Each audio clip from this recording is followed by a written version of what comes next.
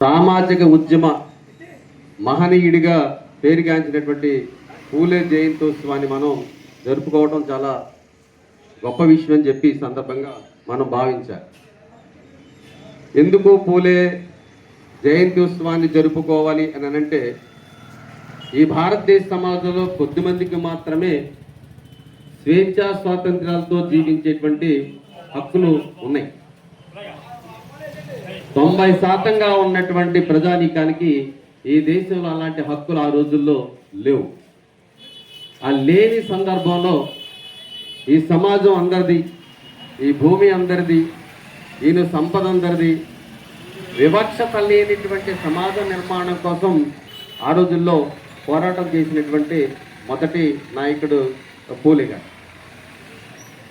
అందుకని ఈ సమాజంలో ఉన్నటువంటి వాళ్ళు 18వ శతాబ్దంలో పూలే గారు కులంతో సంబంధం లేకుండా పూలే జయంతోత్సవాన్ని జరుపుకోవడం అనేది చాలా ప్రధానమైన అంశం. ఈ దేశంలో దుర్మార్గమైనటువంటి కుల కానీ సామాజిక ఉద్యమకారుడుగా సమాజ మార్పు కోసం పనిచేసిన వ్యక్తులుగా మనం మహనీయులుగా గుర్తించాల్సిన అవసరం చాలా ఉంది అనేటువంటి అంశాన్ని మీ దృష్టిలో పెట్టాలని చెప్పి నేను ప్రయత్నం చేశాను. ఒక వ్యక్తి అనడానికి వీల్లేదు, ఒక కులం అనడానికి వీల్లేదు. అంటే కులం ప్రస్తావన చేసుకోవటం ఈ దేశంలో పొరపాటు అయినప్పటికీ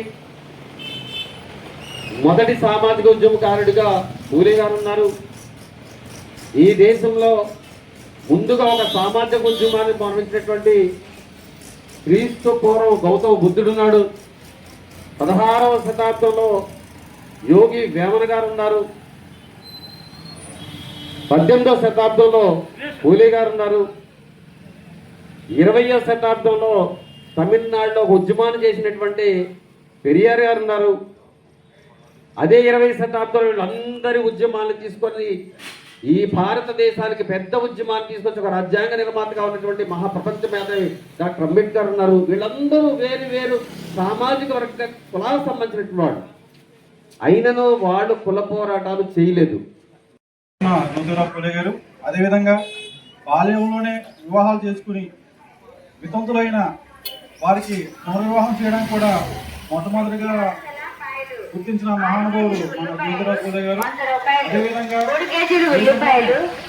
మొట్టమొదటిగా బాలికలకు పాఠశాలను ఏర్పాటు చేసి వారి సతీమణి అయిన సావిత్రి పూలే గారికి విద్య నేర్పి ఆవిడనే టీచర్గా ఆ స్కూల్ నుంచి ఏర్పాటు చేసి దాదాపు 2 స్కూల్స్ ఆ విధంగా ఏర్పాటు చేసి 1856 ఆ టైంలోనే స్కూల్స్ ఏర్పాటు చేసి స్త్రీలకి పురుషులతో సమానంగా హక్కు ఉండాలని, అదేవిధంగా పొడుగు బలహీన వర్గాలు అభ్యున్నతి చెందాలని చాలా బాగా కృషి చేసిన వ్యక్తుల్లో మన మొట్టమొదటి వ్యక్తి, మన సామాజిక వ్యక్తి అని చెప్తున్న మన డాక్టర్ జ్యోతిరావు పూలే గారికి ఈరోజు మనం జనదినం సందర్భంగా ఈ కార్యక్రమం ఏర్పాటు చేసిన మన